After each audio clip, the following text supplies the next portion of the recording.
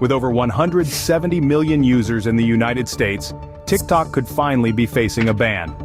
After a long journey riddled with political skirmishes and global scrutiny, the fate of TikTok in the United States seems to have reached a critical juncture. US lawmakers are concerned that ByteDance may leak US user data to the Chinese government if the Chinese government forced them to. Following a saga that involved former President Donald Trump's attempts to ban the app, a decisive move has been made. Congress has greenlit a measure aimed at outlawing the video-sharing platform, putting the ball in President Biden's court for the final verdict. But whether you're an avid TikTok user, a concerned parent, or simply curious about the implications of this decision, what does this legislative showdown really mean for you? My name is Sticky, and I'll make this brief and straight to the point. This TikTok drama is about to get a whole lot weird.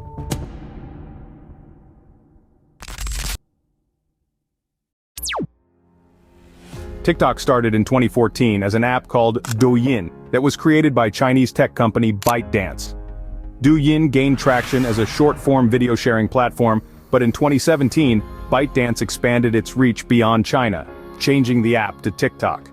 The app's unique blend of user-generated content, viral challenges, and algorithm-driven recommendation systems struck a chord with audiences worldwide.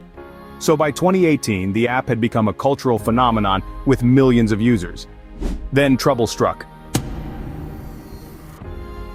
The Trump government came into play and announced it was considering banning TikTok in 2020. At the time, ByteDance had rejected an offer from Microsoft and was instead thinking of selling a small portion of the app to a different American tech company. But Trump viewed the app as a national security threat, forcing the United States Army and Navy to ban it on government devices. ByteDance set aside its plans to sell, and suggested that it would rather shutter its US operations. Next came Joe Biden's administration, which emphasized a broad review of foreign-owned applications through Executive Order 14034. On December 30th, 2022, President Joe Biden signed the No TikTok on Government Devices Act, extending the ban of the app from the Army and Navy to all devices owned by the federal government. This was followed by extensive investigations by the FBI and Department of Justice into the app's data privacy concerns. The company's CEO, Shou-Zi Chew, appeared before the House Energy and Commerce Committee to defend the application on March 24, 2023. His testimony touched on TikTok's consumer privacy and data security policies, the platform's mental health impact, and security concerns about the platform's parent company, ByteDance. However, the initial concerns led the House of Representatives to pass legislation on March 13th of this year, requiring ByteDance to sell off the social media app within 6 months, or be banned in the country. By April 24th, President Biden had signed the National Security Act into law. And as I am making this video, ByteDance has approximately 1 year to sell TikTok or get the app kicked out of the US. TikTok has more than 1 billion users worldwide, so most people already know this history.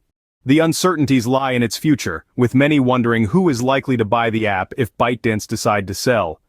You could save us this turmoil if you have $100 billion lying around, because that's what TikTok has been valued at. That's more than twice the $44 billion that Elon Musk paid for Twitter. Several individuals have publicly or reportedly expressed interest, such as Kevin O'Leary from Shark Tank, Chris Pavlovsk, who's the CEO of Rumble, and even Walmart. But who buys it is not as important as what happens when ByteDance refuses to sell, and it is eventually banned.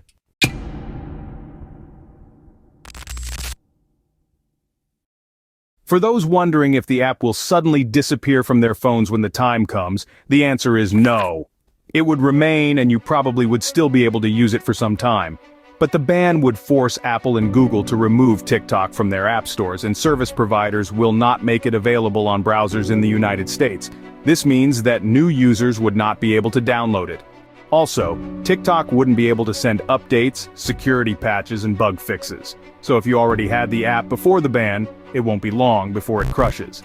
Another possible scenario involves forcing internet and telecommunications providers to block TikTok, which would make it impossible to use. The Indian government blocked TikTok entirely using this method.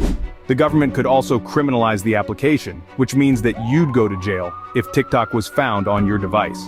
It's highly unlikely but very possible since it has been done before, but not with an application anywhere near the size of TikTok. What about a workaround?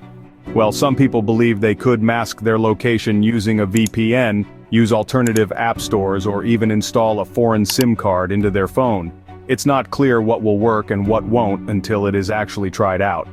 The ban could be so severe that it bans the app on all stores, not just Google's Play Store and Apple Store. So chances are low that users will comfortably continue to use the app after its ban.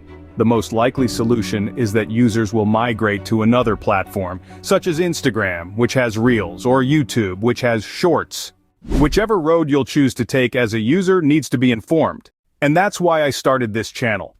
Making decisions requires enough knowledge to back them up. That's why the famous Ragnar Lothbrok insisted that people never go to war until the odds are in their favor. TikTok has obviously increased the rate of depression and ADHD amongst the US population, especially the youth and teens. Why would a person your age be driving 3 Lamborghinis when you budget for all your income even before it hits your bank account?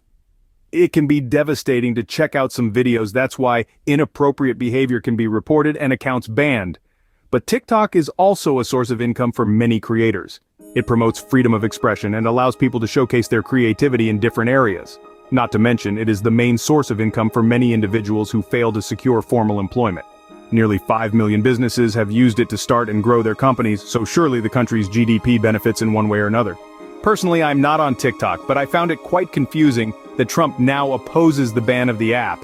This is the same guy who was against it but now supports it as he challenges Biden for the White House.